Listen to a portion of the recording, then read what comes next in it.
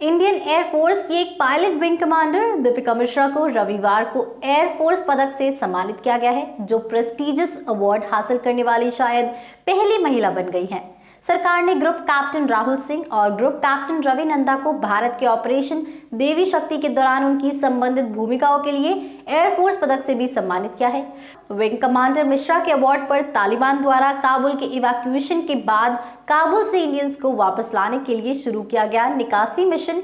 Indian air force ने कहा कि उसे नर्दर्न मध्य प्रदेश में अचानक आई बाढ़ के बाद एक आपदा राहत अभियान के तहत एक सॉर्टी के दौरान उनकी भूमिका के लिए चुना गया है। आईएएफ ने कहा, बिगड़ते मौसम, तेज हवा और सूर्यास्त के करीब जाने के बावजूद विंग कमांडर दीपिका ने चुनौतीपूर्ण मौसम का मुकाबला किया और प्रभावित क्षेत्र में पहुंचने वाली वो पहली और एकमात्र सोल्जर थी। इसमें कहा गया है कि उनकी प्रारंभिक हवाई रेस और उनके इनपुट इंडियन एयरफोर्स, एनडीआरएफ और नागरिक अधिकारियों द्वारा पूरे बचाव अभियान की योजना बनाने में सहायक साबित हुए हैं।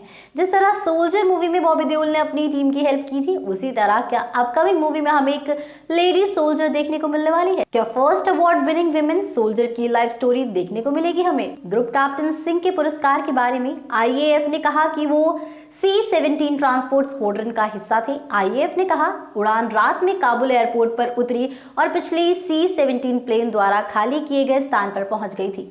लगभग 4 घंटे तक जमीन पर रुकने के बाद भी एयरपोर्ट पर शेष लोगों के पहुंचने की संभावना धूमिल रही। इस बिंदु पर स्थिति स्पोराडिक गनफायर और हवाई क्षेत्र के नर्दर्न भाग में खड़े प्लेन्स की ओर भागते हुए साउथ पेरीमीटर की दीवार के सेंटर से टूटने वाले नागरिकों के ग्रुप के साथ दुश्मनी हो गई थी। आईएएफ ने कहा, ऑफिसर ने बेहतर निर्णय और गतिशील निर्णय लेने का प्रदर्शन करते हुए विमान को किसी भी तरह के नुकसान से बचाने के लिए जल्दी प्रस्थान किया था।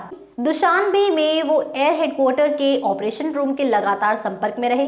इतने मुश्किल टास्क में सफल होने पर जिस तरह बॉबी देओल को अवार्ड दिया गया था, वैसे ही दीपिका मिश्रा ने भी साहस दिखाकर मेडल हासिल कर लिया था। क्या दीपिका मिश्रा आने वाली मूवी में टास्क से पहले थोड़ी डरी हुई दिखेंगी या अपना कमांडर सोल्जर रूप दिखाएंगी? इंडियन एयरफोर्स ने कहा था, आधी रात के करीब एक अफसर को भागते हुए ऑफिसर ने NVG यानी कि नाइट विजन ग्लासेस का उपयोग करके संभावित ब्लाइंड लैंडिंग के लिए काबुल के लिए उड़ान भरी थी।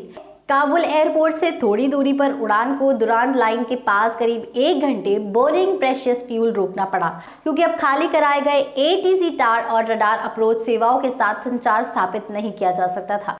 ऑफिसर ने तुरंत शार्प सिचुएशन और तेजी से निर्णय लेने का प्रदर्शन करते हुए अमेरिकी एयरफोर्स के एयरबॉर्न कंट्रोल से संपर्क किया और जमीनी स्थिति का सटीक अपडेट प्राप्त किया। आईएएफ ने कहा, उसी समय वो जमीन पर एयर अटैक के साथ साटकॉम के माध्यम से कोऑर्डिनेट भी कर रहे थे।